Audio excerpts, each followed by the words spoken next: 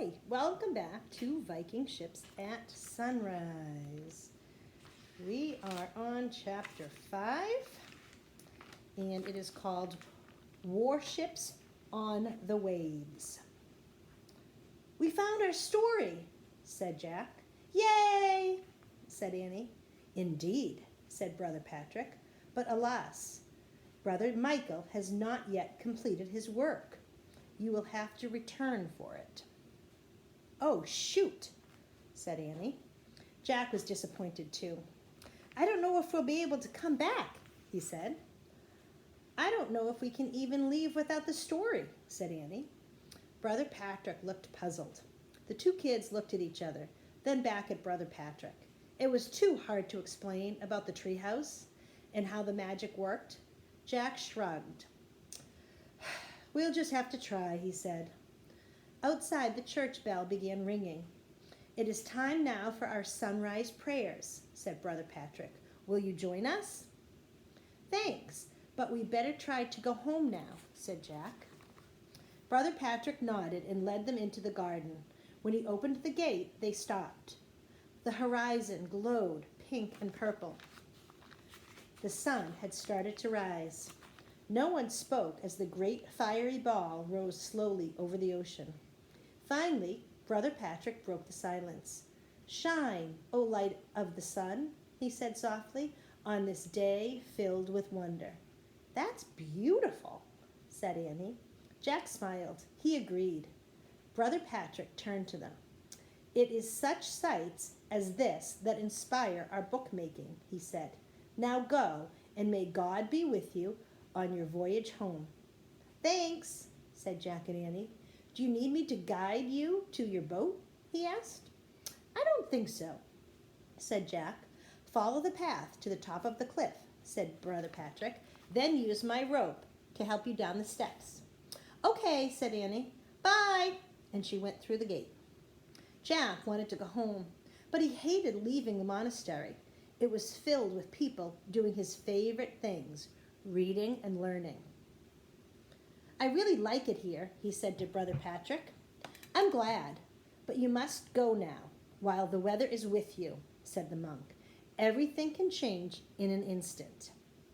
Then Brother Patrick turned and went into the church. Jack hurried out the gate. Before he went further, he stopped and pulled out his notebook. He quickly made 2 lists. To make a book, you need sheepskin, goose quill, and paints. To make paint, earth, and plants. Come on, Annie called from the top of the steps. Coming, said Jack. He put away his notebook and ran along the dirt path to the edge of the cliff. Overhead, flocks of gulls circled in the purple sky. Their cries sounded like screams. What's wrong with them? Said Jack. Maybe they always do this at sunrise, said Annie. Let me go first. Clutching the rope, she started down the steps. Jack grabbed the rope and started down. The birds' cries went on. They worried him. They sounded like warnings. Jack reached the rocky ledge and let go of the rope. Let's go, Annie called from the treehouse. Jack looked at the horizon one last time. His heart nearly stopped. A ship was outlined against the sky. Behind it, he saw 2 smaller ships. As the ships came into view, their bright sails were filled with wind, and their serpent prows blazed in the new sunlight. Oh no, said Jack, Vikings. Chapter 6 is called The Vikings Are Coming.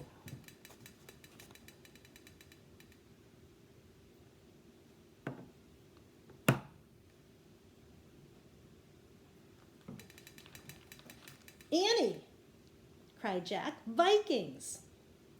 Annie looked out the treehouse window. Vikings? They're headed straight for the island, said Jack. He turned back to the stone steps. Where are you going? Cried Annie. To warn the monks, Jack said. I'll come too, cried Annie. She scrambled out of the treehouse. Hurry, said Jack. Jack didn't even use the rope. He pulled himself up the steep steps with his hands. As Jack and Annie climbed up the face of the cliff, clouds began to cover the sun. When they reached the top, a fog had almost hidden the serpent ships. That's hard to say. "Run!" cried Annie. The fog blanketed the whole island. Jack and Annie could barely see the path to the monastery. When they arrived at the gate, the misty white world was silent. "Vikings!" cried Jack. "Vikings!" "The monks are still in the church," said Annie. She yanked the bell rope. Dong, dong. Jack and Annie watched as Brother Patrick and the other monks ran out of the church. "The Vikings are coming!" Jack shouted. Brother Patrick's rosy face turned white. "Make haste," he said to the other monks. "Gather the books and hide."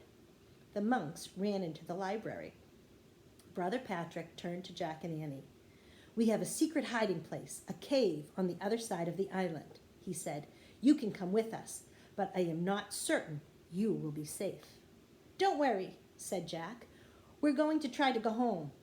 "Do not use the steps," Brother Patrick said. "The Vikings will climb them." "Then how do we get down?" said Jack. "Go that way," said Brother Patrick, pointing. "At the cliff's edge are 2 large rocks. A path between those rocks will take you down to the shore. Then you can walk around to your boat." "Thanks," said Annie. "Be careful," said Brother Patrick. He hurried inside the library. "Wait!" came a thin voice as Jack and Annie turned to run. It was Brother Michael. He hobbled over to them, holding out his book of Irish tales. "Take it," he said. "Are you sure?" Jack asked. He knew it was Brother Michael's life work. "Please," said Brother Michael, "it is better that the world should have some of it rather than none of it. Just in case." "We'll take good care of it," said Jack. He gently placed the jeweled book in his leather bag. "Good luck," said Annie. Annie and Jack waved goodbye to the old man. Then they raced to the rocks that Brother Patrick had told them about.